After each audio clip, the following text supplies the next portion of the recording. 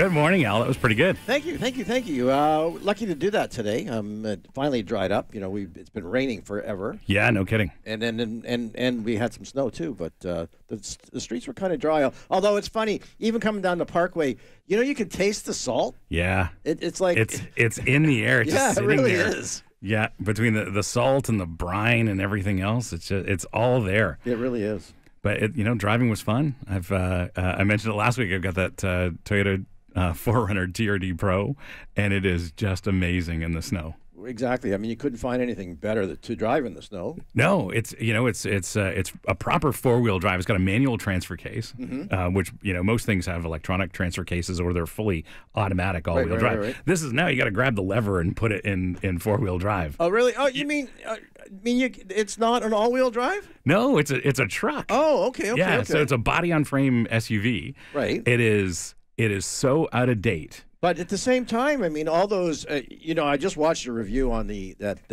new 3 that's all-wheel drive. Yes. And all you talked about is how good and seamless it was. Yes. And you had all these electronic controls. You could adjust the bias. Yeah. But you like the old style too. Yeah, it's so refreshing because it's just purely mechanical. It's got a big-ish V6 in it, right? 5-speed automatic, and then it's a body-on-frame SUV. It's purely old school. There's just enough tech to make it kind of usable, but after that, it's an old school truck. So I guess that must be specifically who they appeal it to then. Oh, absolutely. Yeah. The TRD Pro is the off-roady version, so it's got a different suspension and wheels and tires and that sort of thing.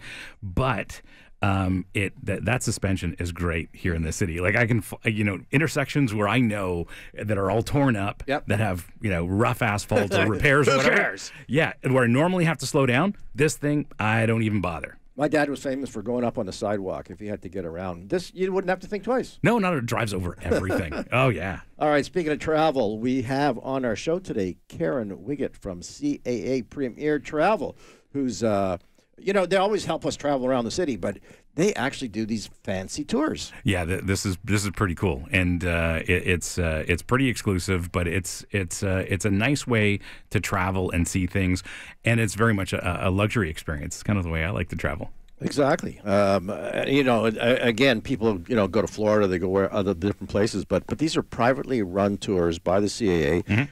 Very exclusive. Very you don't have to worry about your luggage. You go in your own private plane. Yes, private jet. Yeah, I love that. Can't say I've ever done that before, but sounds good. Yeah, I've had the good fortune to travel on a private jet a couple of times. It's very lovely, Al. We'll have to ask Dave McClean, who's coming on, if he's been on a private jet or not. You will have to ask him. I wouldn't be surprised. So the auto show is back. The Toronto Auto Show is back. Well, sure, and being a big wig at the car show, you'd think those big companies probably have their own planes that would fly them around, eh? You think? Yeah, and then afterwards, of course, we got, speaking of travel, just back from the Consumer Electronics Show, we've got Marc Saltzman, the game guy, who's going to be telling us all about the amazing things he saw that are electric or have wheels or both at the car show. At a Consumer Electronics Show in my favorite town on the planet, Vegas. It's your favorite? Really? That was sarcasm. Oh, I was going to say, my friend says a day and a half. Enough. That's right. Ding, ding, ding, ding, ding, ding, ding, ding. Shut the F up. Okay, we got to go. This is Dave's Corner Garage. We'll be right back. Welcome back to Dave's Corner Garage. I'm Brian Max in studio with Alan Gelman on a wintry January Saturday. A Caesar would be good. You know what? Caesar would be great right now, but no drinking and driving, right? Well, Steve's probably thinking about that right now. I wouldn't be surprised. Unfortunately, he's not here. He's going to call it medicinal reasons for taking it. Yeah, exactly. I wouldn't be surprised if he's having a Caesar at this hour. Speaking of Caesars, here's a segue. Caesars Palace, Caesars Entertainment, is unveiling a $5 million Emperor package. What does that mean? Well, I think what a lot of places are doing in Vegas is they're getting excited for the Formula One race that's coming to town. And when is it happening there?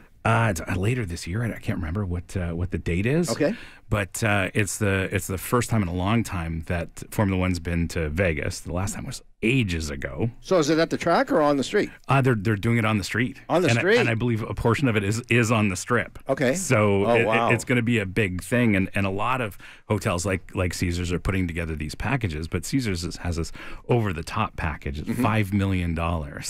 per person, or? Oh, I know. I think you can invite a group of people. Oh, okay. But, I would hope so. You stay in one of their highest end room, and, and you get treated very well. I think there's a concert with Adele involved, and you've got exclusive trackside space, and it's a over the top Formula One experience. I suppose it's very Vegas. Well, of course that would have to be. Yeah. I mean, you're going, I'm spending that kind of money, Yes. Yeah. I'm looking forward to that because, I mean, we've seen races all around the world in interesting places like Singapore and wherever, and they do these cool night races. I don't know if the Vegas race is going to be at night, but it's going to be pretty cool with all the lights and everything else. And, it's a big thing now. After, Drive to Survive, the Netflix series, Formula One's popularity has blown up. One of the doctors I see from time to time had to tell me that she's not a car person at all, right? But had to tell me that she bought an AMG because she's a Drive to Survive fan. Oh, wow. Not a Formula One fan, but a fan of the show. Well, I mean, we're talking about, cars in general and the fact that, of course, growing up, us older people, that's what we live to breathe and smell that gasoline and burning rubber. Yeah. But the younger generation wasn't quite there. But this is really excited these people. Yeah, like this whole reality show, this Drive to Survive, has just blown up and blown up popularity, so much so that Vegas is now the third U.S. race, which is crazy. For the longest time, they didn't even have a single one. Right. Now they've got three. So they've got Circuit of the Americas in Texas. Right. They've got Miami, and now Vegas. So there's 3 Formula One races in the United States now. Oh, wow, I didn't realize that. Whatever, 21, 22 races. And NASCAR's going to Chicago this year? Yes, NASCAR's going through the street? Yeah. That's going to be exciting. And the new car in NASCAR that they introduced last year just is so versatile because they can make it a road race car. It does well in the high speed ovals. It's a pretty versatile thing. And they've got a prototype that they've just built to go into Le Mans, I think. Yes. Yes. Yeah. So it's a special entry. So they're not really competing against anybody. They call it Garage 56. Right. And that's been reserved for experimental entries. So I think when I was at Le Mans years ago, Garage 56 was the Delta Wing. Okay. And, they don't really compete against anybody. But it isn't the first time that NASCAR's been to Le Mans. They've run several cars there in the past. Oh, I didn't realize that. Yeah, but this is the latest car, and as I understand it, is it's going to be of course, big V8, and it's a hybrid powertrain. And I think Jimmy's driving. Probably Jimmy's driving. What's funny is Jeff Gordon has been doing a bunch of sports car racing in the last few months. That might be a hint. There's been no announcement, but why would you find Jeff Gordon driving a Porsche race car? So, question: If it must qualify in terms of being. Like it is part of the race, right? Yeah, they're participating in the race, and they it's an official entry, and they will. And you could win. You win the bouquet and the champagne at the end if you win. Oh, yeah, absolutely. Okay. And of course, the overall winners at Le Mans also win a Rolex. Okay. Because no. It's not a case of the winner. The second place or third place guy can't turn around and say, "Well, look, they had an engine that was twice the size of ours." Okay, because they're not limited to what they can do. Right. This NASCAR Le Mans car is going to be a little bit different than the one we see in North America, but it's still going to sound like a NASCAR. It looks like a NASCAR, and the integration of the hybrid power unit is going to be interesting as well. But Le Mans is very, very fast, and of course these cars are accustomed to going very, very fast on the super speedways. So it's going to be an interesting race. So a question, my guess would be it being a partial hybrid. Is it going to be a 4-wheel drive? I don't think so. Okay. I don't think so. So they're going to use the hybrid to capture energy under braking, right? And then use that for acceleration as a little bit of a torque fill. So not a separate pair of motors on the front wheels. No, I don't think so. I think that's a complex engineering task. Well, you could do that, I think. No, I suppose they could. And quickly, too, before we wrap, Cadillac is going to be going to Formula One. Biggest news of the week in Formula One, Andretti and Cadillac are joining Formula One. Sorry, you're going to have to Google that because we got to hit the binders right now ourselves. And we're going to be back with Karen Wiggett from CAA to tell us all about the amazing tour to New Orleans. We'll be right back. Welcome back to Dave's Corner Garage. I'm Brian Max in studio with Alan Gelman from Glen Allen Motors. And if your car needs some service, call Al. That's right. He can help. But we have Karen Wiggett from CAA Premier Travel joining us. Karen, how are you? I'm good. Thank you so much for having me. Thanks for joining us all the way from Winnipeg. You had to get up extra early. Well, I did, yes, but for you guys, no problem. Well, you know what? I did go to the website, and I looked at that holiday, and I thought it was amazing. Extraordinaryexplorations.ca. Tell us about it. So that is us, correct. So within Extraordinary Explorations, we put together various group departures for CAA that our members and non-members can book into really all over the world. And, every year we're sort of curating anywhere from 40 to 50 departures. What's really unique is in this past year, we've launched our Premier Collection with great destinations, more immersive experience, and as you would have seen, coupled now with our own charter business class jet. So this is where we'll get you there in style to your tour, complete with being wined and dined on board, all sorts of extra touches, and kind of takes you back to when getting there kind of was part of the fun, right? So. Right, exactly. I mean, instead of just, dreading the fact that you got to go to the airport, getting in line and going through customs. Yeah, we talked in the green room prior, and you said you facilitate this and you get people right through pretty quick. Yeah, we do. We have, priority check-ins, screening, that kind of thing. So we have meet and greet at the airport. So we sort of take your hand from the minute you walk through the door, if we are departing from Pearson, and walk you through all the way to the gate. So again, what's great about this is that we as NCA, we can control a lot more of the overall experience, not just the tour, but the getting you there part, and of course the onboard experience as well. Right, which is, part of the package where people don't like it. I mean, they're excited to get to the destination and everything they're going to do there. Now, your first trip is going to New Orleans, correct? We are going to New Orleans. So we have two distinct itineraries that travelers can select from. We're departing in May for 7 days. The two tours, one is Vibrant New Orleans. So that is a great blend of, let's say, New Orleans proper, and then taking us to the outlying area of Lafayette and the Bayou. So again, a great blend of immersing you in the Cajun culture, but still bringing in that Creole cuisine. A lot of unique features there, such as, a crawfish farm we're going to go visit, ending with a crawfish boil and Cajun music. So it doesn't get more New Orleans than that. Correct. Right? And then the second one we have is Perfect Pairing. So it's jazz and cuisine. So this one's going to keep you right in the heart of New Orleans. You're going to take part in a Mardi Gras-style parade. So you're going to be in your own parade. A lot of foodie walking tours, history tours, of course, immersing in the world of jazz in New Orleans, cooking classes, visit to Sazerac House. And what's really cool with our Premier Tours is we've created one day that we call Design Your Day. And this is a day that's free day. You can either do nothing and do your own thing, or you have a choice of 3 different options that we have curated that you can select from. I would pick that the day after you do the bourbon trip, the bourbon street trip. Is that the recovery day? Exactly. We'll call it the hangover day. We have a couple of cocktail making and sampling tours. So I'd say at the high end of bar hopping. Well, I think I saw a picture of Brian with the beads all around. Oh, yeah. May have done that before.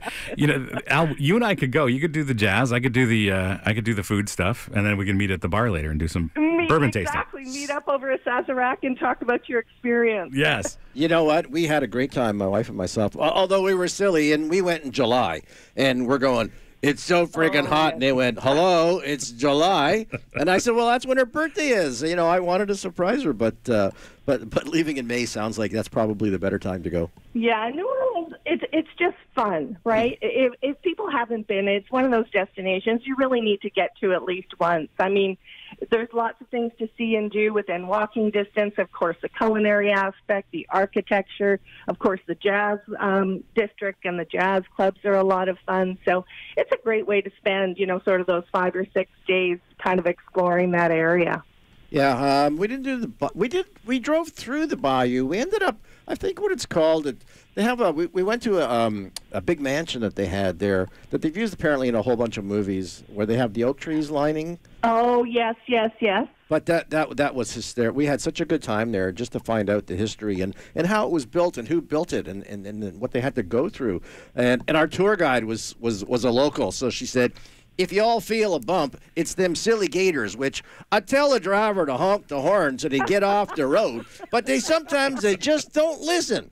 So, oh boy, yeah. The people are great down there. They're extremely hospitable. They love talking about their city and some of the challenges, but also some of the really cool things that have happened in that area. And I said, we kind of blend, of course, the music, the cuisine, but also with the culture and the history, of the place. So. All right, super. We got to wrap it up. The website again is www.extraordinaryexplorations.com. And when you're there, you can explore all the other places that they go to as well. Absolutely. You can see all our tours online. All right, and it's leaving May 21st. You got a few spots left open?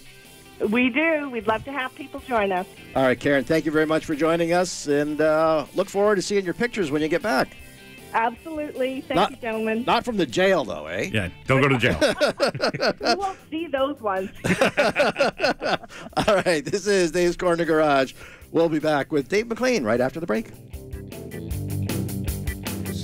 Welcome back to Dave's Corner Garage. I'm Brian Max here in studio with Alan Gelman, and we have one of our favorite people joining us on the phone. That's Dave McClean from the Canadian International Auto Show. And Dave, we're back after 3 years away? Brian, we've been gone since 2020. We were the last event, globally to get in 2020. We're yes. fortunate with that, but it's been a long road since then. Actually, one of the things I remember of that last car show is I think COVID had been talked about. Yeah. And I remember you guys had hired people just to clean the railing on the escalator. And I thought, that's kind of weird. And there was a guy with a Mr. Clean thing, and just standing there as the rubber band would go around, I went, something's going on. Yeah. Yeah, well, none of us had any information at that time. We had an understanding of what was happening over in parts of Asia, and we knew that it was affecting our attendance slightly. Mm-hmm. There was certainly a hesitancy from some of the, I guess we'd call it the Chinese community, at least that targeted community that we marketed to. And as you said, we just took precautions, not knowing what we were dealing with, and it was shortly thereafter that the world fell apart in one way or another. But it's back. It's your 50th year. Back. Yeah, it's exciting. You know what? And that's really what it's all about. We get the opportunity to present the auto show, or the auto industry rather, in all of its diversity, and bring what's new, what's exciting to consumers, what's available to them in the Canadian marketplace to suit their own personal mobility objectives. And it's great this year. Dave, my view is that we are living in a golden age of motoring. Not only do we have these incredible high-performance cars, but we've got all these amazing EVs as well, and they're all amazing driving experiences. Yeah, and I think that's the big thing, is that when you talk about driving, you talk about driving experiences, and approximately 95% of the population hasn't even test drove an electric vehicle or test-driven electric vehicles early on Saturday morning. So we're going to be giving people the opportunity to test drive an electric vehicle right at the show indoors. We've got an indoor 70,000 square foot EV test track. We've got upwards of 20 models that are now participating in that test track experience. Manufacturers are excited about it because it does give people the opportunity to get behind the wheel of an EV. And so this is going to be a big crowd pleaser this year at the event. I didn't realize that. Well, you say 20 different models. I mean, I guess there's more, but who would ever guessed? I mean, I thought there was just I haven't covered 20 EVs, that's for sure. Yeah. So well, that's exactly right. It's going to be interesting because we're dealing with this. You talk about this transformative time. Mm-hmm. We're evolving into this mode of electrification. And there's not just a lot to see, but there's a lot to learn. And one of the features that we have this year is Electric City. There's a whole ecosystem around ownership of electric vehicles, and there's so many questions that people have. And, of course, with the auto show's objectives always to inform, to educate, and to entertain, people need to learn about electrification before they can actually pick their favorite electric vehicle. I'm thinking about the bunny running out of power, eh? You know, The bunny. the ever-ready thing, and how that was always the biggest thing. And I guess people are still concerned about it, but I think they pretty much have that licked. Yeah, they are, and I think this is great, Dave, because people have all kinds of questions. A racer pal of mine took delivery of his EV this week, and he still has questions. He's done all the right things, got a home charger, he's got a charger at the office, but he still has questions. So I think this is a great way to educate buyers. It really is. I mean, we've got questions. I mean, Ontario Power Generation powering the 2023 auto shows, they say they're going to be there because people have as much a misunderstanding about the grid and what can we reasonably expect if we're going to be operating one electric vehicle in our household or possibly even two. And so charging stations will be available there, at least companies representing charging stations talking about it. Ontario Power Generation, as I said, Toronto Hydro and the City of Toronto are looking at being involved to talk to people about it. So it's going to be a very, very deep and rich experience, not just with vehicles that are available in the Canadian marketplace, but the whole auto industry is, in its entirety. And what is available to consumers, and what does this mean, this period, as you say, this period that we're going through of transition. So it's when we talk about, as we have in the past, the total automotive experience, it's expanded so much in 2023. And pretty much every manufacturer has an electrical car of some kind. Well, absolutely. Now, we don't have every manufacturer participating at the show this year. We've got a great presentation. Mm-hmm. The industry itself, as we all know, has been going through challenges with logistics and chip shortages, and they've got, coming out of this era of COVID, there's different strategies that are being implemented. But you're right, the models that are available to the Canadian consumer are wide and varied. Well, right, and it's going to take some time for you to look at them all and kind of decide what works best for you, because there's a huge difference just from a price perspective. I mean, entry levels for probably about 30 or 40, but then it goes to $130 or $40. Well, one of my favorite EVs is the Audi RS e-tron GT, which is their sedan that's electric, and it's over $200,000. Yeah, that's not uncommon now, right? When you look at the top end of electric vehicles, Lucid and some of the other brands that are making their presentation for the first time. I mean, Polestar, we've got Grand Touring Automobiles are bringing in their collection of Aston Martin, Rolls-Royce, Bentley, Polestar. Right. Listen, all you millionaires want to buy these fancy cars, but I think people need to know that you can buy a Kia. That's not going to cost you. Looking at these Lamborghinis, I don't know. Looking at these Lamborghinis and Rolls Royces and Bentleys, one of my favorites. They're inspirational and they're so beautifully made. I know. These things. You guys with your horsepower, but I'm just thinking about saving the environment and getting to work and back. Sorry, Dave, go ahead. Why don't we talk about this then? Within Electric City, we have micro mobility, so more to meet with economic means and again, new modes of transportation. We've got Amigo EV that's going to be presenting their products from electric bikes and scooters and smaller units. We've got Sarit. It's another micro mobility unit that's part of Stronix Group. So it's not just all about the inspirational vehicles, although that's what always gets us excited about categories. Well, of course. We've got something there from to cover off the entire range of electric mobility. But if you're a knuckle dragger, there's not a whole lot of girls in bikinis anymore. Knuckle draggers? Who's Dave, I think Al was talking about himself there. You know what? I was most impressed, though. As much as, the Flash, that way he's not there anymore. I was so impressed with how much the people who work at the show knew about product. It really did. They're professionals. Yes. Well, and that's very, very important. I mean, I think gone are the days of just talking heads, because I think most of the engagement with consumers at an auto show is two-way. People want to ask questions and get answers. So it's great to give the features and benefits of a vehicle in a presentation, but you have to create a forum to actually communicate with people in a two-way dialogue. It's that important to them. I mean, they're not just buying something off the shelf here. They have to figure out exactly how mobility solutions fit in with their everyday needs.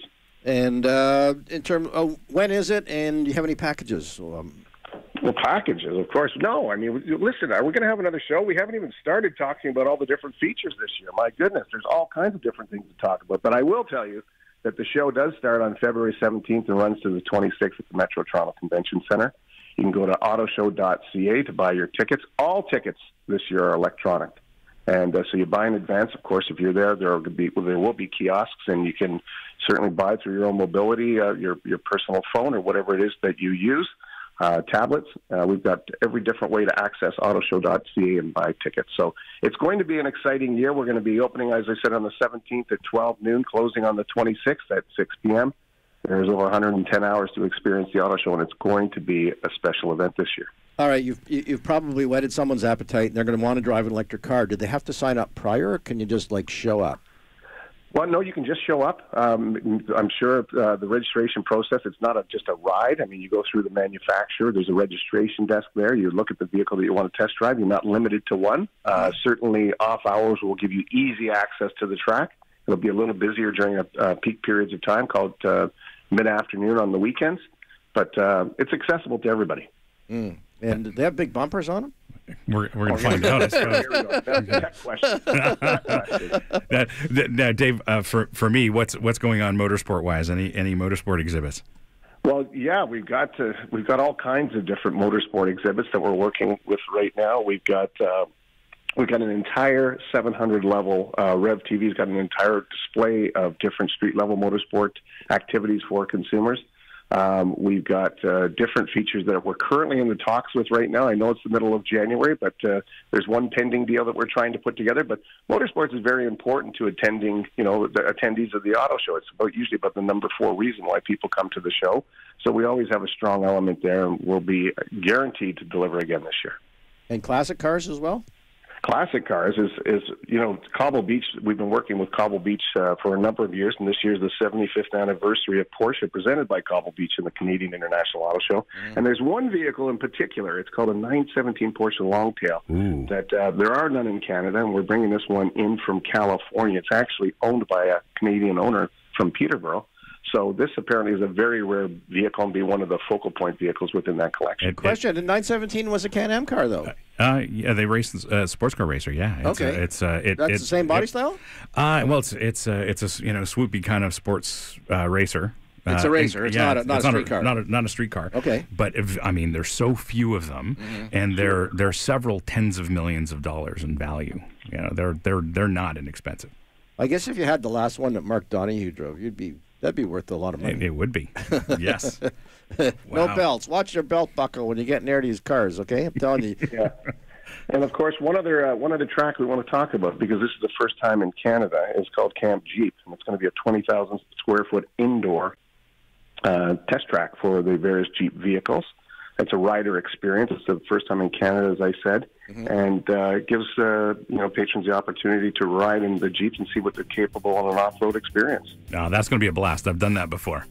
Yeah, it really is exciting. It's totally different in this, and as I said, it's first time in Canada, so it'll be something for people to experience. All right, so www.autoshow.ca is the best way to find out what's going on? Best way to get all the information pertaining to the auto show, see what ticket prices work for you, what sort of packages work best for you. There's always a way to get into the auto show to meet your family needs. We got a 4-pack that's available. There are save 6 after 6 discounts during weekday evenings. So there's something for everyone. I think the best way to do it, we always say your pre-planning tool is to go to autoshow.ca and plan your experience before you experience it. All right, Dave, we got to run. Thanks for joining us. All right, thanks, gents. Have a great weekend. We'll get you back in a couple of weeks. Bye-bye. All right, then. Thanks. Bye-bye.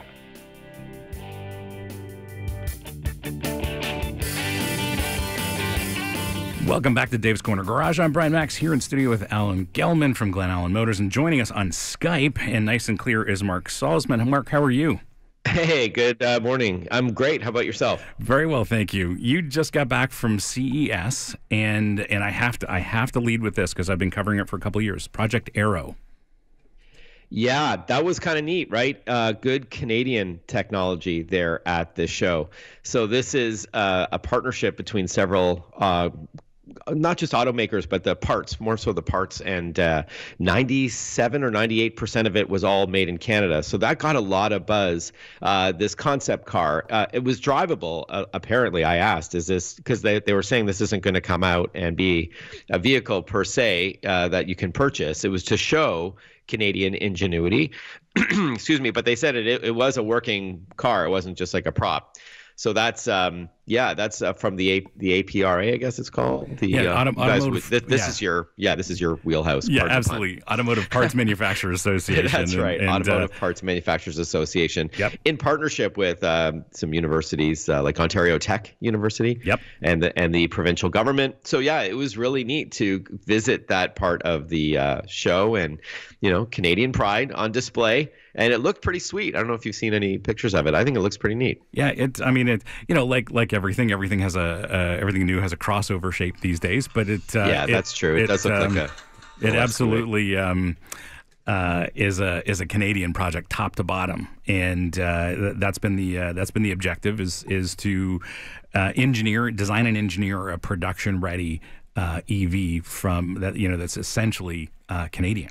And they've kind of done that because all of those resources are here in Canada. We don't really think of it, but all of those resources are here from engineering, design, and manufacturing. Are we all forgetting that Magna is like Canadian based? No, and they are huge. Absolutely, yeah, they're big. Yeah, I think they're involved in this as well. Yeah. And you saw a whole bunch of fancy cars, though. I mean, you can get a car that actually changes colors now too. Well, it's not out yet, and let's see if it actually comes out, but it works. I saw it with my own eyes. Yeah, it's like something straight out of a science fiction movie. Mm-hmm. The BMW i Vision D is the name of this concept car, and D is DEE, which is it stands for Digital Emotional Experience. Mm-hmm. So this rolled into Vegas for the Consumer Electronics Show that can change. It's a vehicle. It's a small sedan that can change up to 32 different colors. Mm-hmm. So using an app or by touching on the dashboard, it's got, I think, 240 e-ink panels. E-ink is that similar screen technology that may be in your Kobo or your Kindle e-reader, mm-hmm. but this is now offering color. If you remember the 2022 Consumer Electronics Show, BMW introduced the iX Flow concept car that can change between different gray scale colors, so white to black and in between. But this was full color, and not just one per side or the entire vehicle. It can do a combination of the two, just to show that they can do it, and that includes the wheels and the grille as well. I guess from an advertising perspective too. I mean, somebody could hook up with that and make a McDonald's car or something. And sure. And yeah. That's true. You could. It's almost like what do you call it? Wrapping your vehicle in a skin. But the obvious joke is that if you rob a bank and you have a getaway car, right, and there's an APB, hey, watch out for this red. But yeah, just change your color to green or blue or something.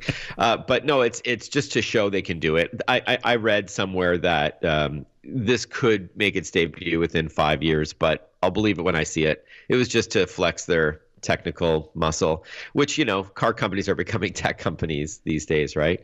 But it worked. It was pretty neat. Schwarzenegger was there to help unveil it, and that same vehicle, by the way, had a really impressive heads-up display which covers the entire windshield. So not just a little thing above the steering wheel that splashed on the glass, the windscreen that says, your speed or what song you're listening to on satellite radio. It actually covers the entire windshield. The idea is that I guess by the time this comes out, the car will be almost fully autonomous. So it's not going to pose as much. I was going to say, is that more distracting or less distracting? Yeah, I would say that's probably really distracting when you're driving. Yeah, exactly. But again, I don't think this is going to be anything we see. But I encourage your listeners to Google BMW i Vision D. DEE to see it. Like, you just got to see this vehicle. It's pretty crazy. It is wild. It's unlike anything I've seen before.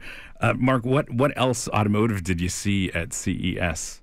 So Ram chose CES to unveil officially and finally its Ram 1500 Revolution. So this is their EV pickup.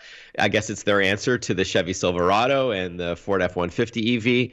So this is a BEV, a battery electric vehicle coming at some point in 2024. Mm-hmm. That looks to be loaded with a ton of tech. So, again, I'm a technology journalist, so that's what excites me the most. I'm not going to talk about, the like how much it can pull, or the what's it called, I forgot the terminology even. Well, the capacities or like performance. How much it can. Yeah. But anyways, let me just get to the tech. So it's a battery electric vehicle that has something that I've never seen before, and that's inductive charging. So not only will it will it have like a plug-in option when you're at a public charging spot. It looks, like as if you're pumping gas, but it has inductive charging, which is not unlike putting your iPhone on a charging mat to charge up. This will have this almost like a Roomba shaped device that may be in your garage, and it will detect when the vehicle's nearby and then drive itself underneath and charge up the car for you, which is kind of neat. Without having to plug anything in, it'll just touch the bottom of the vehicle, which is great for convenience sake. Imagine one day you're pulling into, I don't know, Yorkdale Shopping Mall in Toronto, and while you're walking around the mall, your car is charging up because of something underneath the vehicle, rather than having to fight for a spot with a EV plug-in area. So that is such a great idea. Yeah, if it works and if it's fast enough, I would assume, just like with your iPhone, it is faster if you plug it in in the lightning port. It's usually faster than wireless Qi charging. So let's see if the same limitation is for vehicles. But again, Ram wanted to just show that it was possible. So that was at the show. That impressed me. And then Mercedes talked about their full level 3 autonomous driving for California and Nevada coming this year. Yes. So full level 3 means, in plain English, that you don't have to be looking at the road.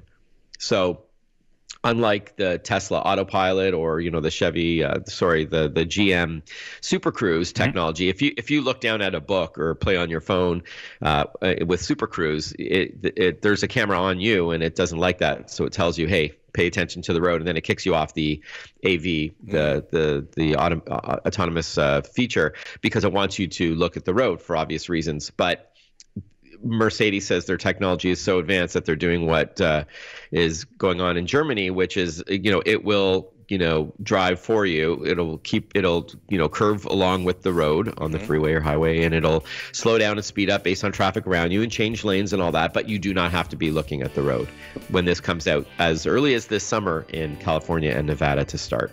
I think Mr. Musk has a lot to say about that, too, in terms of, I'll see you in court, Maybe, Oh, it works.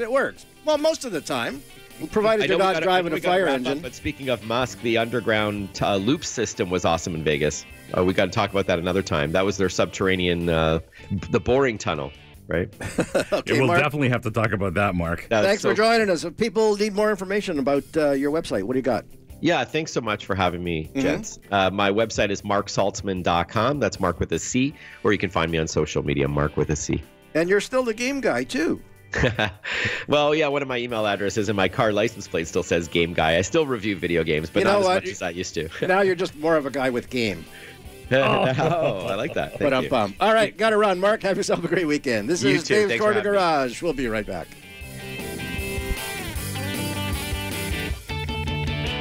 Welcome back to Dave's Corner Garage. I'm Brian Max here in studio with Alan Gelman. And yeah, if you need your car still prepared for winter, it may be too late. But if it's not, go see Al. I did check my tire supplier, and if you're looking for Triangle winter tires, they are still available. Oh, that's good. No problem getting them. Yeah. Great tires, great prices, which people really like. Especially now, I see so many cars with like 300, 400,000 kilometers. You kind of wonder how long people are going to hold on to them. Well, that's what people are doing. They're hanging on to their cars longer and longer. Because they have to. Yes. Well, new cars are harder to find. They're more expensive. Used cars with lower mileage are more expensive. Mind you, the thieves are having no problem finding cars. Yeah. My wife was on that app, the local app. I don't bother. Something like that. Something like that. And in the last few days, a couple of cars have been stolen from our neighborhood, from people's driveways, because they've got multi-million-dollar houses but don't have garages, so they park their $100,000 SUV out front. It's so easy. Just open the door and put it inside. And if you've got hired help, you can have them straighten out the garage. That's right. Room. Exactly. Pick up the kid's bike, move it to the side. That's right. You can do that. That's right. With thieves are getting creative, and there are lots of ways to steal cars. So if you're concerned about this and have to park outside, or your car's not secure, get a club. Yeah, it's a big deterrent right now. Yeah, actually, my parts guy, Kirk's brother-in-law had a Highlander, brand new. And I don't think he had it a week, and it got stolen. Oh no. Yeah. And then they had a big discussion: is what should they do to get to replace it? And it was like, well, don't get another one of those. Obviously, people like them and steal them. Besides, the thief will know if he comes back to my house next week, there'll be a brand new one there. That's exactly it. I've heard that story with a Range Rover before, too. Somebody lost the new Range Rover, replaced it, and then, of course, it disappeared. Yeah, I have to thank Marc for coming on. The Consumer Electronics Show, which I think they call it now the Car and Electronics Show, as opposed to Consumer Electronics. Although I did see on Marc's little bleep, I watched on TV, he had a device that would probably be interesting for you because, you always go out into you got to hide when you're doing those fancy videos and driving like a crazy person. You don't want to be kind of local or in town. No. But you ever have a problem with signal dropping out on your phone? No, actually. Yeah, I've been pretty, sometimes in California, but in Ontario, no. Yeah, because they've got this signal booster that apparently you can be almost anywhere. There can be almost no signal. Oh. And this signal booster, which you have in your car, it looks like, not big at all, a little bit bigger than a cell phone. I need that. Yes. It's available at the Consumer Electronics Show. Check I need that, Al. Yeah, exactly. Because, you don't want it to drop out, especially if you're doing something important like that. Mm-hmm. And the Canadian car, which is great, the Arrow, which I was surprised. I thought it was actually, like Marc had said, it actually does drive. But I thought the whole idea there was do you like this car because we can make them? Well, it seems like it's more the angle is, by the way, we can make cars, and here we showed you how we did one. Mm-hmm. But again, which is the Model Y? Yes, is the biggest one of the Teslas because people like SUVs. Yeah, rather people than like the space and all of that. Right. The Project Arrow is interesting. It's more comprehensive than we can describe on the air, but it's about showing Canadian ingenuity when it comes to designing and manufacturing a car. And they chose to go with an electric platform. Got tons of suppliers and industry players involved in that Project Arrow. It's a very interesting project. Well, I would think if it's something coming up in the future, and since we have to go green, it would automatically be an electric, wouldn't it? Yeah, of course. And the other thing too, we just didn't have enough time, unfortunately. But Amazon announced the new Alexa feature where you can tell it'll tell you where your closest battery charging station is and if there's people sitting there or not. Oh, that's good. I could, but I wanted to find out. I could ask Marc, but I thought Google did that already.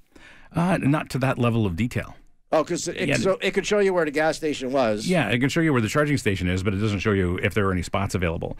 So you got to drill down. Like the on the tech side, because there's so many different EV charging networks. Right. There's not a unified app for that. ChargePoint kind of captures some of it, but not all of it. And the charging stations or charging networks that I use, they're not captured in one place. So I've got to go and look at different places to see if charging is available. And I just saw a big announcement that Mercedes is planning on putting up their own charging stations. Yes, that's right. Yeah, I saw that announcement. So they're partnering with some partners and developing their own network as well. But I wonder too, what is it a profit area? Ultimately, it will be. Okay. Right now, charging rates are relatively subsidized, but those are eventually going to come up, and it'll be a real part of the business. Yeah, and it was also great having Dave McClean back, and the car show is back for the after a 3-year hiatus, I think it was. Yeah, since 2020, and I remember being at that show, and there was a little bit of tension in the air, but that's all past now. So looking forward to the 2023 show and seeing what's going on there. And for me, I need a vacation. After the last couple of weeks, I need a vacation. I might take Karen Wiggett at CAA up on that idea. I'd love to travel private to New Orleans. Private jet, yeah, that sounded pretty exciting. And if you want more about that, go to. I did write it down here. extraordinaryexplorations.ca. Check out the private tours and book a seat if you want. Yeah, that's a great idea. It brings back the glamour of travel. All right. Thank you, everybody, for helping us out today and joining in. And, Steve, get better. I think you're out there listening. Yeah, enjoy your Caesar this morning, Steve. He's right. He's the one always talking about That's right. We can't have one, though. No, we're driving. All right. This is Dave's Corner Garage. And thanks to Carlos, the guy behind the board there, for keeping the wheels on his bus. See you next week, everybody. Bye-bye.